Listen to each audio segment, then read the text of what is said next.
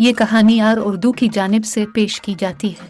ये इन दिनों की बात है जब जानवर और इंसान एक जैसी बोली बोलते और एक दूसरे की बात बखूबी समझ लेते थे। एक कछुआ और गुलहरी अच्छे दोस्त थे। बहुत से लोगों के लिए उनकी दोस्ती अजीब थी, इसलिए कि दोनों जानवरों में कोई बात एक जैसी नहीं थी।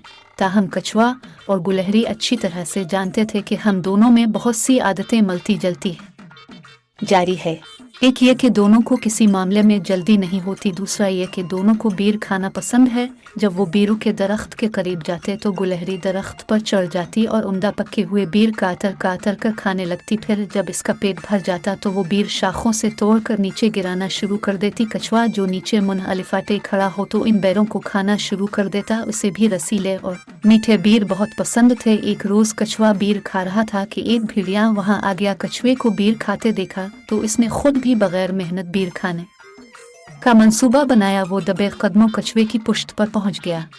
जब गुलहरी ने ऊपर से बीर गिराया तो कछुए ने अपना मुंह खोल दिया और आंखें बंद कर लें, मगर बीर इसके मुंह में नहीं गिरा, इसलिए कि भेड़िए ने अलिफा चलकर इस बीर को अपने मुंह में ले लिया। जब कई बीर भेड़िए के मुंह में पहुंच गए तो कुछवार गुलहरी पर खफा होने लगा। गुलहरी ऊपर से भेड़िए की कास्तानी देख रही थी। इसने कछुए से तो कुछ नहीं कहा, अलबत्ता भेड़िए को सबक सिखाने के लिए एक बहुत बड़ा बीर तोड़ा और उसे दरख्त से गिरा दिया। भेड़िया पहले की तरह उछला और उसने बीर को अपने मुंह में ले लिया, लेकिन वो बीर चूंकि बड़ा था और पूरी ताकत से गिरा था, इसलिए वो सीधा इसके हल्क तक चला गया और वहां जाकर फंस गया। भेड़िए ने बहुत कोशिश की मगर वो बीर इसके हल्क से ना निकला और सांस न होने की वजह से वो मर गया। थोड़ी देर बाद कुछवरे ने आंखें खोली तो भेड़िए को मुर्दा पाया। उसकी समझ में सारी बात आ गई कि बीर कहाँ जा रहे थे और वो भूखा क्यों रह गया। उसने गुस्से से बुड़बुड़ाते हुए कहा, तुमने गुलहरी की मेहनत से फायदा अलिफाटे कर अपना पेट भरना चाहा और इससे इजाजत नहीं ली थी। तुम्हारी यही सजा होनी चाहिए थी। इस जमाने में दस्तूर था कि फाते मफ्तू के जिस्म का कोई भी हिस्सा काट लिया करता था। चुनांचे कछुए ने भेड़िए के दोनों कान काट लिए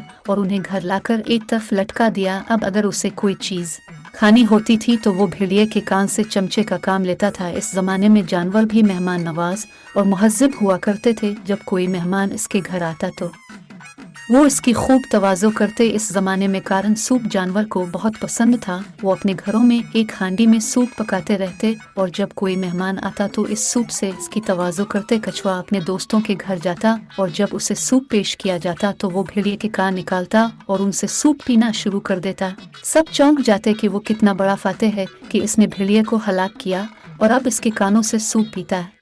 जब दूसरे भेड़िए ने यह बात सुनी तो उन्हें बहुत गुस्सा आया। ये सरिसरान की तौहीन थी। कछुआ एक रीने वाला अदना जानवर भेड़िए के कानों से सूप पी रहा था। उन्होंने तमाम भेड़ियों का इजलास बुलाया और ये तय किया कि वो लकड़ियां जमा करके खूब आगे दिखाएंगे और कछुए को इसमें डाल देंगे। अगर कछुआ फाते बनता है तो इस आग में से निकल कर दिखाए। कछुआ भी वहाँ मौजूद था। उसने कहा, ठीक है, मुझे तुम इस आग में डाल दो, मैं अपने चोले पाहे इस्तेमाल करके इसमें से निकलेगा। उससे पहले के शोले मुझे झलसाई में अपनी जान बचाने में काम याब हो जाएगा। सब भेड़िए को एक दूसरे की सूरत में देखने लगे। एक बूढ़ा और दानिश वो भेड़िया बोला, हम कछुए को आग में नहीं डालेंगे बल्कि आग पर चिकनी मिट्टी की हांडी चढ़ाएंगे। फिर पानी जब खूब गर्म हो जाएगा और खोलने लगेगा तो कछुए को इसमें डाल देंगे। हाँ, तुम लोग जल्दी से ऐसा ही करो। कछुए ने रजामंदी जाहिर कर दी। इससे पहले कि पानी खोलने लगे और मेरी खाल को नुकसान पहुँचाए, मैं अपने फौलादी पाहे से हांडी तोड़कर बाहर ले जाएगा। भेड़िए बहुत मायूस हुए और सर जोड़कर फिर सलाह मशवरा करने लगे। उन्हें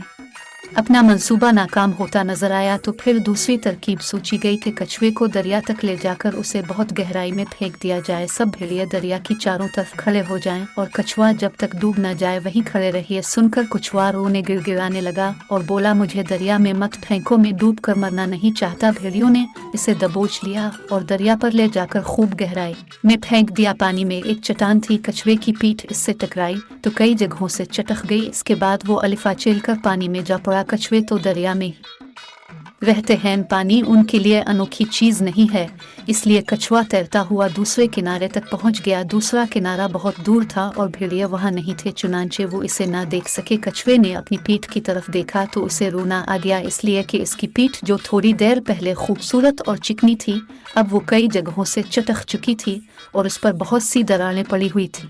वो जंगल की तरफ गया और चंद जड़ी बूटियां जमा करके मरहम बनाया और इसे अपने जख्मों पर लगाता रहा। जड़ी बूटियों ने काम कर दिखाया और उसके जख्म ठीक हो गए। वक्त गुजरता रहा, कच्चे लोहे की कई नस्लें गुजर गईं, लेकिन उनकी पीठ पड़ी हुए निशानात दूर न हुए। इन बेतरतीब निशानात को तुम अब भी कछुए की पीठ पर देख सकते हो। एक और दिलचस्प बात वो ये कि चूंकि कछुआ भेड़िए के कानों को सूप पीने के लिए चमचे के तौर पर इस्तेमाल किया करता था, चुनांचे कुदरत ने उनके कान बिल्कुल चमचे जैसे ही कर दिए। यकीन ना आए तो किसी भेड़िए के घर जाकर इसके कान पकड़ कर देख लो, बिल्कुल चमचे जैसे ही दिखाई देंगे।